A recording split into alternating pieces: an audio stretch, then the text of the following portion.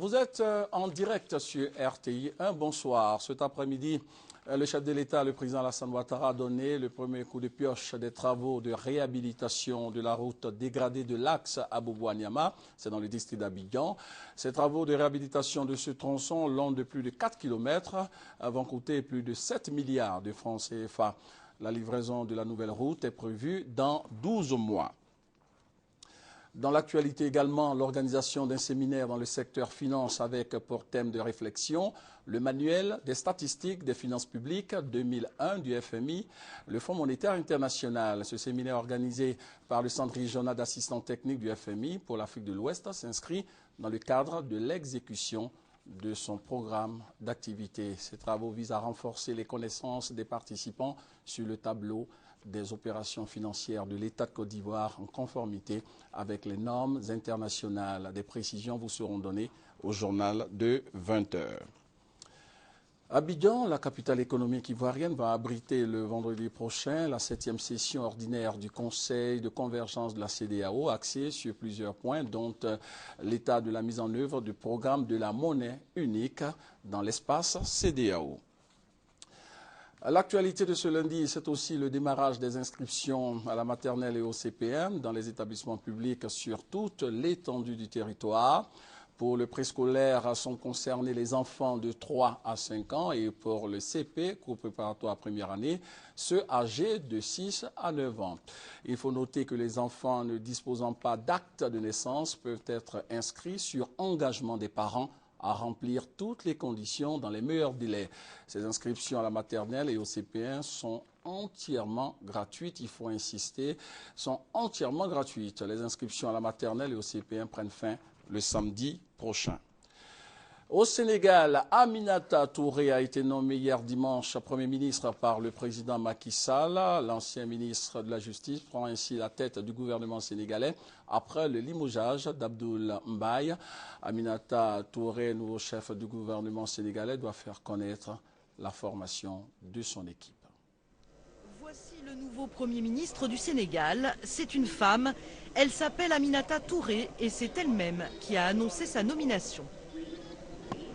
Monsieur le Président de la République, Son Excellence Monsieur Macky Sall, m'a fait l'honneur de me proposer de diriger la nouvelle équipe gouvernementale.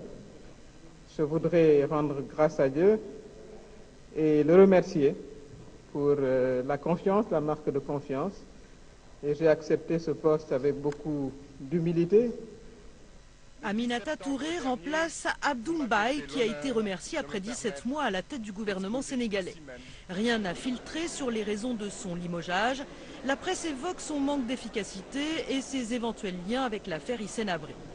L'affaire Hissène Habré, un dossier qu'Aminata Touré connaît bien. C'est elle, en tant que ministre de la Justice, qui a tout fait pour obtenir le procès de l'ancien dirigeant tchadien accusé de crimes contre l'humanité. Elle a aussi supervisé la traque des biens présumés mal acquis par des dirigeants de l'ancien régime, faisant même arrêter Karim Wade, le fils de l'ancien président. Madame Anticorruption est une femme de conviction, mais pour l'opposition, sa nomination est surtout politique.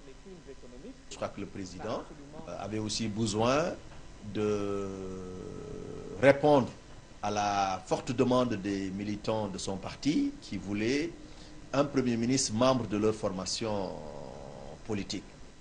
Aminata Touré est la deuxième femme à être nommée Premier ministre du Sénégal. La première, Mame Madior Boye, a tenu les rênes du gouvernement pendant 9 mois en 2001. La nomination d'Aminata Touré est plutôt bien perçue par les Sénégalais. Elle a quand même prouvé aux Sénégalais qu'elle était une battante. Et elle a ses convictions. Elle va jusqu'au bout. L'essentiel est que le Premier ministre qui est nommé soit capable de répondre aux attentes des Sénégalais. Et les attentes des Sénégalais sont nombreuses. Emploi, santé, électricité, coût de la vie. Celle que l'on surnomme Mimi aura fort à faire pour sortir le pays de la crise à quelques mois des élections locales. En Afrique du Sud, Nelson Mandela va continuer à recevoir des soins intensifs chez lui à domicile à Johannesburg. Après presque 3 mois d'hospitalisation, l'ancien président sud-africain est sorti hier de l'hôpital de Pretoria où il était soigné pour une rechute de la pneumonie. Nelson Mandela, héros de la lutte contre le régime d'apartheid, est âgé de 95 ans.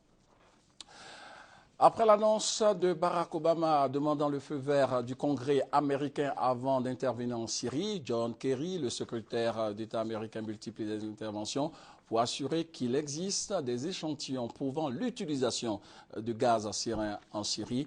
Les États-Unis sont pour une intervention militaire contre le régime syrien du président Bachar al-Assad. Et de son côté, l'axe Damas, Téhéran et Moscou se mobilisent contre cette intervention annoncée par l'administration américaine. Prochain rendez-vous, 20 h, pour le point complet de l'actualité ici, en Côte d'Ivoire et à l'étranger. Bonne suite de programme sur RTI